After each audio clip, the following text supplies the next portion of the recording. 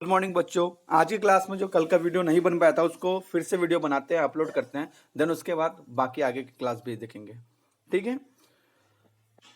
एल्कोनोइक अम्लों के गुणधर्म। आज का टॉपिक होगा कौन सा? एल्कोनोइक प्रॉपर्टी ऑफ एल्कोनोइक एसिड। चलिए देखते हैं क्या प्रॉपर्टी है एल्कोनोइक एसिड की। हम जानते हैं कि एल्कोनोइक अम्ल कौन सा होता है? Acidic in nature. कौन से नेचर का होता है? एसिड नेचर का होता है, अम्लीय नेचर का होता है। उनके जो कम अणु भार वाले होते हैं वो जल में क्या होते हैं? विलेय होते हैं। लेकिन जो ज्यादा अणु भार होते हैं जैसे पॉमिक एसिड, स्टेरिक एसिड, वो जल में क्या होते हैं? अविलेय होते हैं। ठीक है। We know that the acidic nature कैसे होता है? नीले लिटमस को लाल में कन्वर्ट कर देता है। आइए देखते हैं अब जो एल्कोनोइक एसिड है वो कैसे सॉल्ट बनाती है। Whenever acid react with base, they make salt and water. Acetic acid react with sodium hydroxide, they make sodium acetate and water. Correct है। इसी तरह मैथोनाइक एसिड कैल्शियम हाइड्रोक्साइड के साथ रिएक्ट करके कैल्शियम फॉर्मेट बनाता है। मैथोनाइक एसिड या फिर आप देख सकते हैं उसको HCOOH plus calcium hydroxide is equal to calcium formate और वाटर। सेम आप एसिटिक अम्ल का रिएक्शन आप मैग्नीशियम हाइड्रोक्साइड के साथ भी कर सकते हो। CH3COOH ये होता है एसिटिक एसिड। ठीक है। उसका रिएक्शन आप किससे कराओगे? मैग्नीशियम से।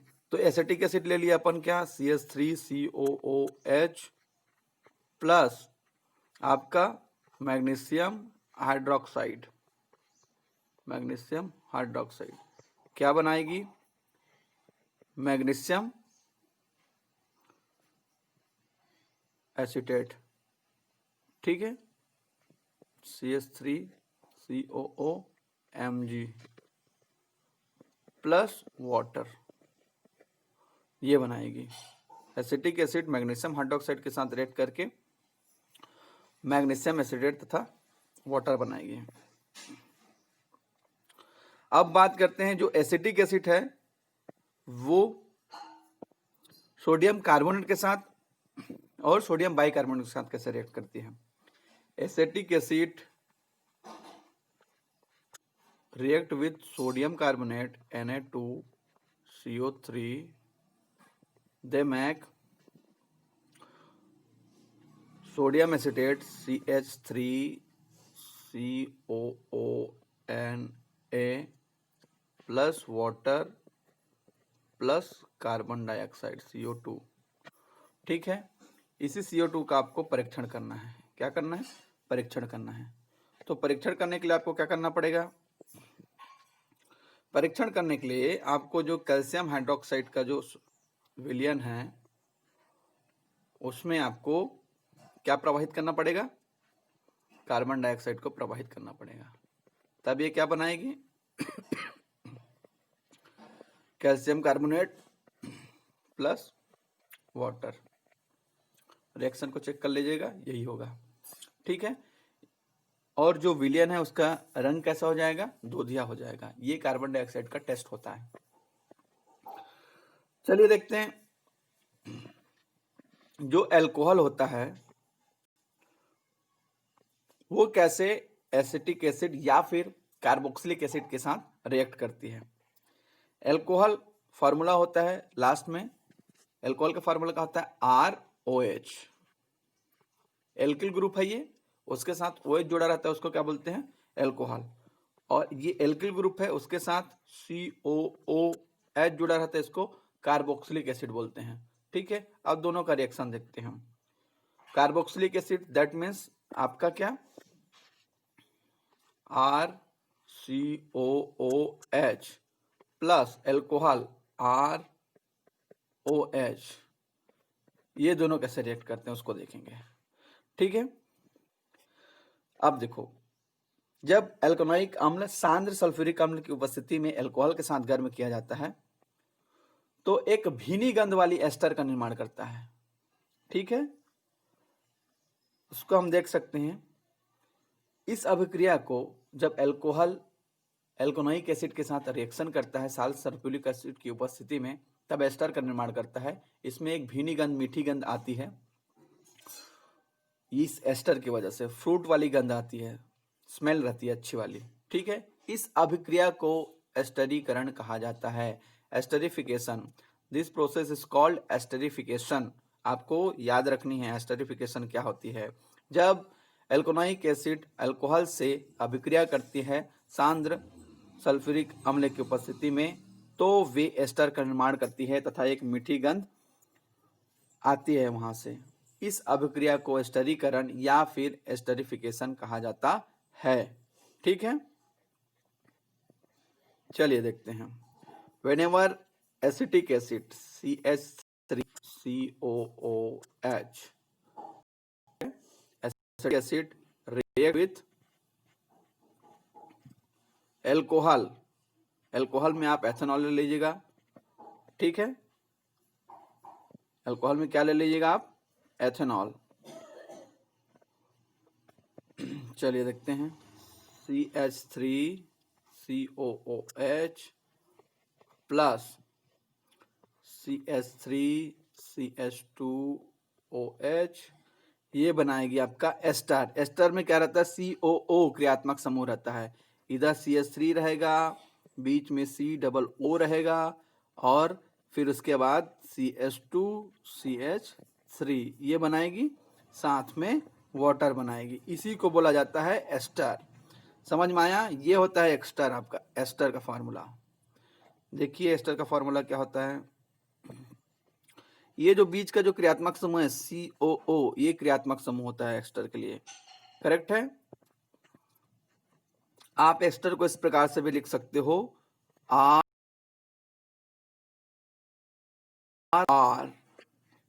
ठीक है, या फिर आप सिंपल में देखो तो आप लिख सकते हो इसको CH3COO CH2CH3, ये होता है ester. Ester ester these are called ester, this type of compound. चलिए अब देखते हैं कि इसको प्रैक्टिकल के माध्यम से कैसे कैसे तीव्र बुदबुदाहट के साथ जो स्मेल आती है वो फ्रूट वाली कैसी होती है उसको देखते हैं। आपको क्या करना है, एक बड़ा सा बीकर लेना है जिसमें 150 ml क्या लेना है, आपको वाटर लेना है, उसको 60 सेंटीग्रेड तक गर्म करना है। आप 2 टेस्ट ट्यूब लीजिएगा, एक का लीजिएगा दूसरा खा, 2 टेस्ट ट्यूब लेना है। एक में आपको एथेनॉल लेना है। एथेनॉल फार्मूला क्या होता है एथेनॉल का, CH3CH2OH। ठीक है, ये होता है एथेनॉल। समझ में आया?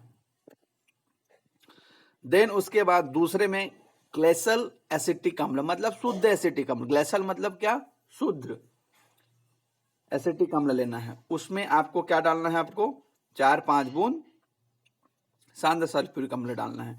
मतलब मैंने क्या लिया, का में लिया मैंने एथेनॉल लिया। फिर एसिटिक अम्ल का फार्मूला CH3COOH, ग्लेसल मतलब शुद्ध, खा में लिया, दोनों 5-5 ml लिया मैंने। ख में जो है, जो ग्लेसल एसिटिक अम्ल है, उसमें मैंने क्या डाला, सांद्र सल्फ्यूरिक अम्ल डाला। दोनों को थोड़ी देर के लिए रखे, देन उसके बाद दोनों को मिक्स कर दिए, क को ख में मिक्स कर दिए।